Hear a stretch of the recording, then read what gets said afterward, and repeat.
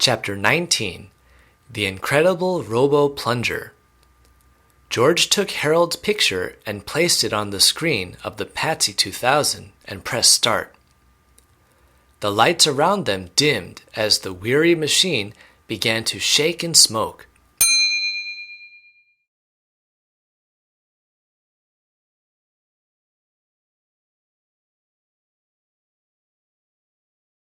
Lightning bolts zapped, thunder clapped, and the whole gymnasium shook with photoatomic transambulatory ectophantripplutonic zanziptic energy. "Come on, Patsy," George shouted over the horrible noise. "You can do it, baby."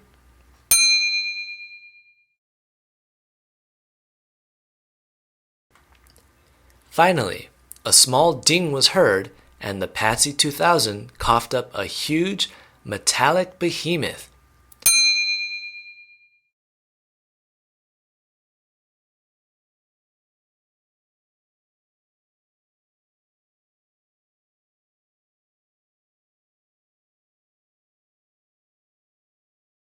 It rose up and stood valiantly before George and Harold.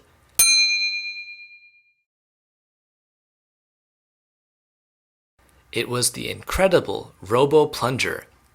"Hooray!" cried George. "It worked!"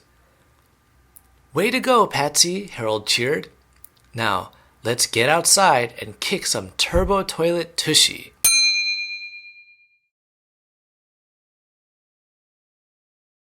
Chapter 20 The Extremely Graphic Violence Chapter, Part 2.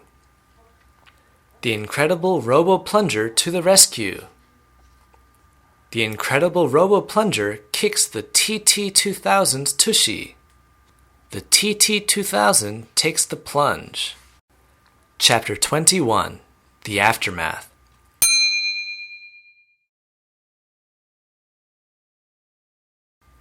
The Incredible Robo-Plunger had defeated the evil Turbo Toilet 2000, but George and Harold's problems weren't over yet. They reached into the crumpled mouth of the TT-2000 and pulled out their principal. "What happened here?" cried Mr. Krupp. "The school has been destroyed, the teachers are all unconscious, and I'm standing here in my underwear."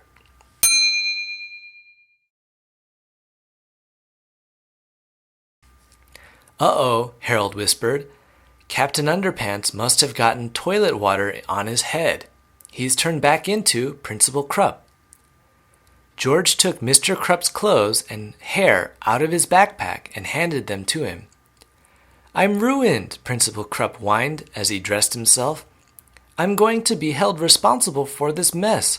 I'm going to lose my job."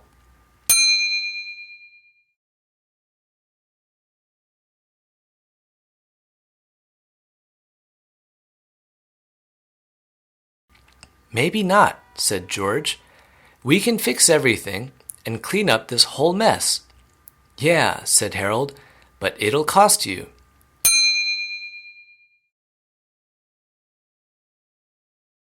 "Cost me what?" asked Mr. Krupp.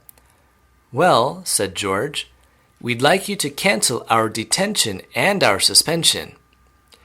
"And we'd also like to be principals for the day," said Harold. "All right," said Mr. Krupp. "If you can really fix everything, you've got a deal." George and Harold turned and spoke to the incredible Robo-Plunger. "All right, Robo-Guy," said George. "Make yourself useful and pick up all this mess."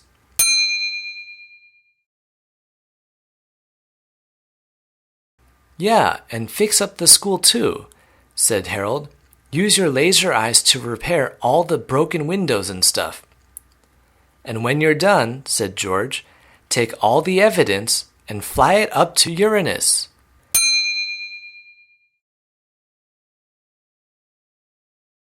"And don't come back," said Harold. Chapter 22 To make a long story short, the robot obeyed.